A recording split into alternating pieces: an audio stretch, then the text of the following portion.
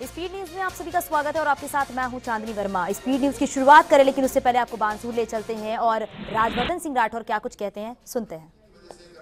वो पाकिस्तान वाले अब हमारी अपोजिशन की बातें बोलने लग रहे हैं। ये पहली बार ऐसा है कि गांव-गांव तक जो देश का पैसा है वो गांव-गांव तक पहुंच रहा है। हेलो, मेरे से बात करो, मेरे से पत्नी का फोन था तो चलेगा, बाकी किसी का फोन है तो अलाउड नहीं है।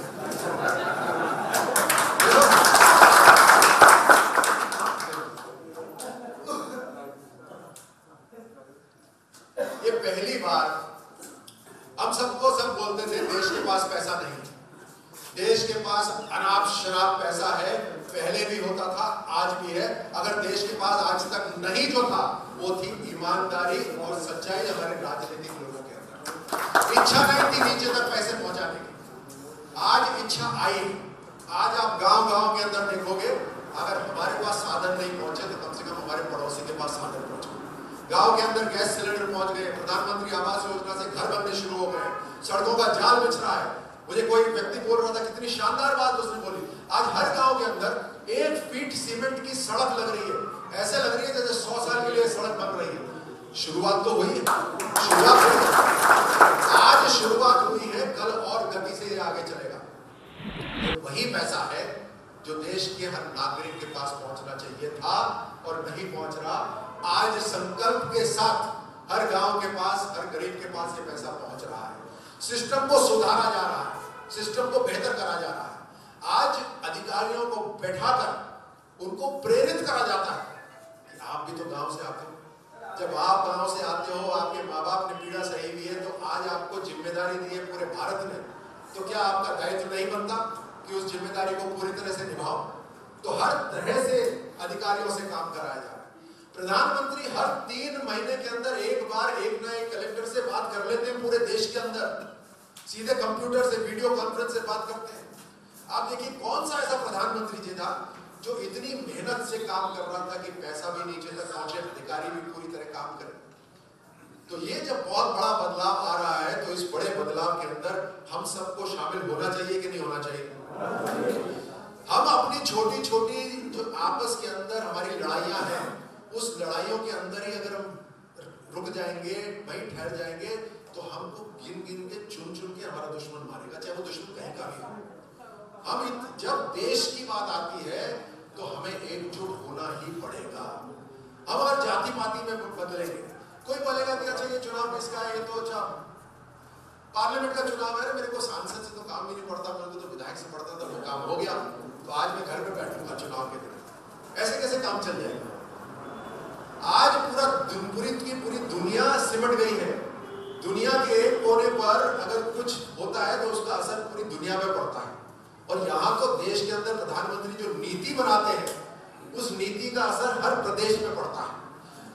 जो खाद्य सुरक्षा में पैसा आता है, जो कई बार होता है ना 2 रुपए में चावल मिल रहे हैं, उस 2 रुपए के पीछे जो 30 रुपए है वो तो केंद्र सरकार देती है, लेकिन उसका प्रचार नहीं करती कहीं पे भी। आज अगर गरीब व्यक्ति के पीछे का मुफ्त इलाज करने की योजना बनी है, तो आयुष्मान भारत वो पहली बार बना है। बहुत सारे आप तो सब गांव में देखते हो, बड़े लोग ऐसे होते हैं जो बीमार हो जाते हैं, लेकिन अपनी बीमारी अपने परिवार वालों को नहीं बताते, अपने अंदर ही अंदर रख लेते हैं। और अगर बीमारी का पता चल जाता है तो वो परिवार अपने सर ऊपर ऋण लेना शुरू कर देता है, उधार लेना शुरू कर देता है। इलाज कराना पड़ेगा, बच्चा बीमार हो गया या माँ बाप बीमार हो गए, इलाज कराने के लिए पैसा लेते हैं। आज पहली बार 50 करोड़ लोगों के लिए 5 लाख रुपए प्रति वर्ष, तो 50 करोड़ लोगों के लिए 5 लाख रुपए प्रति वर्ष प्रधानमंत्री ने बोला केंद्र सरकार ये पैसा देगी, आपको चिंता करने की जरूरत नहीं। और आप सब अचंभा करो कि इस योजना की भी खिलाफत हो सकती है। मतलब 50 करोड़ लोगों को अगर केंद्र सरकार हर साल 5-5 लाख सबको दे रही है उनके मुफ्त इलाज के लिए, इसमें कोई गड़बड़ है क्या? इसमें कोई परेशानी की बात है क्या? केंद्र सरकार दे रही है, प्रदेश को क्या चिंता की, क्या परेशानी? 2 राज्यों ने मना करा, बंगाल ने मना करा और बंगाल की सूची में अब राजस्थान आ गया। राजस्थान ये दुर्भाग्य की बात है। बहुत सारे गरीब लोग होंगे जो उसकी वजह से उनका देहांत हो जाएगा, क्योंकि जो मदद मिलनी चाहिए वो राजनीति के कारण यहाँ प्रदेश सरकार ने रोक दी कि मोदी इतनी तेज आगे कहाँ बढ़ रहा है, मोदी यहाँ पैसा पहुंचा रहा है तो हमारा क्या होगा। ये सब राजनीति, इसकी वजह से ये समझना बहुत जरूरी है कि पहली बार एक अच्छाई और बुराई के बीच में जंग होने वाला है 2019 के बाद। ये पिछले 5 साल में जो काम हुआ, पिछले 5 साल में जो काम हुआ, जिस सच्चाई से काम हुआ, जिस ईमानदारी से काम हुआ, जिस दिशा की तरफ काम हो रहा है, इतना ऐसा काम पिछले 50 साल में नहीं हुआ। तो ये सब घबरा गए, इसीलिए सब, जैसे महेंद्र जी बोल रहे थे, अब सब इकट्ठे हो गए। जो एक दूसरे की शक्ल नहीं देखते थे वो इकट्ठे हो गए। इसका मतलब प्रधानमंत्री कुछ तो कुछ सही काम कर रहे हैं। एकता करा दी, बदमाशों के अंदर एकता करा दी, सबके खलबली मच गई वहां। इसमें जरूरी ये है कि जो अच्छे लोग हैं, जो सच्चे लोग हैं, जो ईमानदार लोग हैं, जो स्वाभिमानी लोग हैं, कहीं ना कहीं देश हित में अपनी छोटी मोटी लड़ाइयां छोड़कर देश के लिए एकजुट होना जरूरी है। नहीं होना